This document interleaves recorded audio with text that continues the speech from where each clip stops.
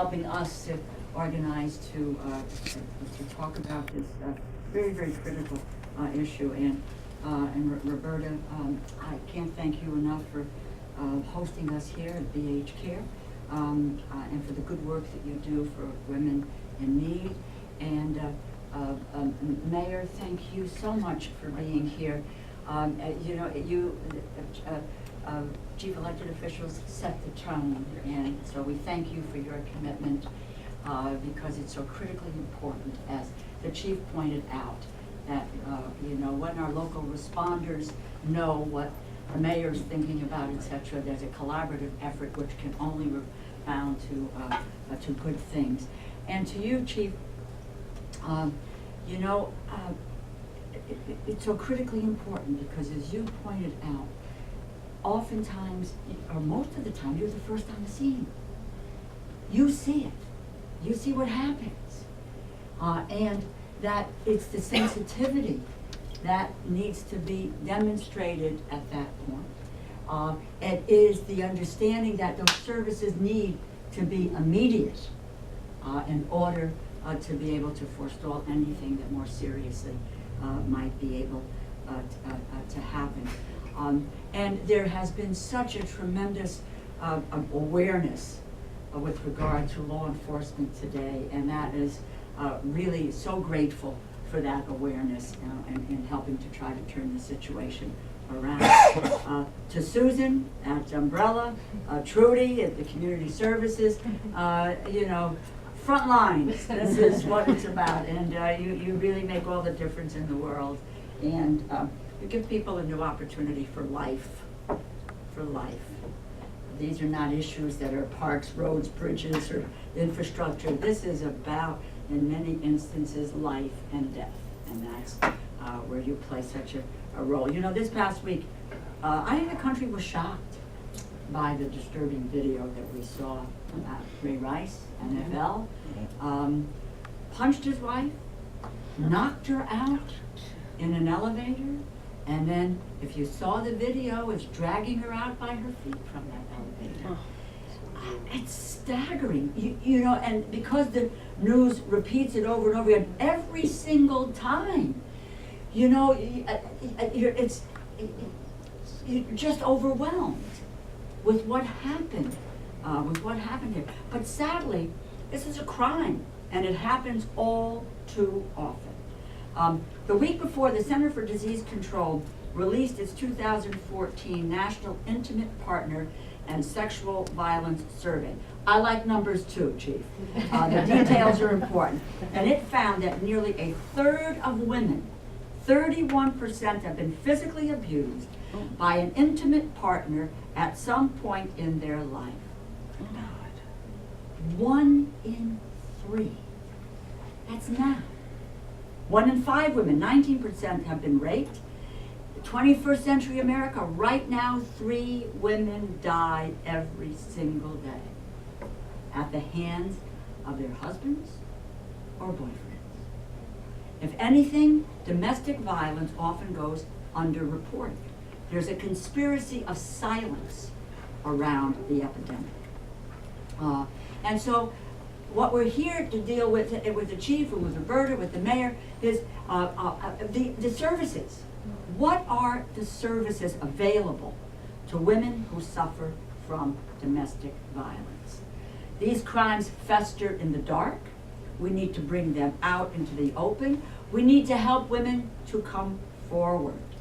And that's how we're going to help to make a difference.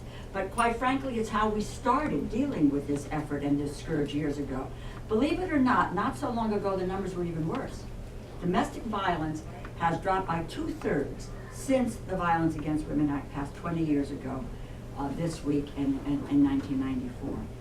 The cause first gained strength in the 1970s when ordinary women first took up the reins of activism for those who suffered in silence. Women came together because there was a need, and perhaps more importantly, was society beginning to change the way it thought about so many issues. There was an opportunity to try to put an end to this silent epidemic. And sure enough, things began to change. We saw shelters opening across the country, the 24-hour domestic abuse hotlines becoming available to women who needed urgent care or counseling. We recognized that domestic violence was a systemic crisis. We came together, and as a nation, we began to take steps to combat it. 20 years ago this week, the Violence Against Women Act, originally written by our Vice President, Joe Biden, wrote the bill, and it became law. I had the honor, I was invited to the Vice President's, I'm not name dropping, but I was invited to the Vice President's house this past week because he had a reception for people who had been engaged and involved with this effort. And to listen to him speak today as passionately as he did 20 years ago. And he says, there is never a good reason. There is never a good reason. He says if your life is in danger or something may happen, but there's never a good reason for women to be abused. And so this changed the landscape for us. It gave survivors of domestic violence, dating violence, sexual assault, stalking the ability to protect themselves. And it declared in strong terms that violence against women are crimes. They're crimes our society is not going to tolerate. As I said, since it passed, rates of domestic violence dropped by 2/3. More victims are reporting domestic and sexual violence to police. Those reports are resulting in more and more arrests. States have reformed their laws to take violence against women more seriously. Stalking is now a crime. Date rape, spousal rape are no longer considered a lesser crime than stranger rape. Violating a civil protection order now carries criminal sanctions. So the act has made a profound difference, which is why it was reauthorized last year. Expanded services and improved protections for victims of violence, for immigrant women as well as for Native American women as well. It passed the Senate. It took the House of Representatives a heck of a long time. 7 months. What? Well, if you're not for being against violence against women, are you for violence against women? It was pretty outrageous. In any case, it passed. So, but 1 in 3 women are still suffering today. So that means we have a lot of work to do. We need to fund the programs that are proven to make a difference in combating violence against women, caring for the victims. Sexual Assault Services Program provides funding for essential services like hotlines and crisis intervention. STOP services, training, officers, prosecutors. The grant program, which helps communities to respond to violence in an effective way, in a coordinated way, and all of the many parts of Violence Against Women Act. As it is, which I know you know, the sequestration cuts have accelerated a pattern of neglect. Even before those cuts, 80% of the service providers were reporting receiving less government aid. What a wrong direction to go in.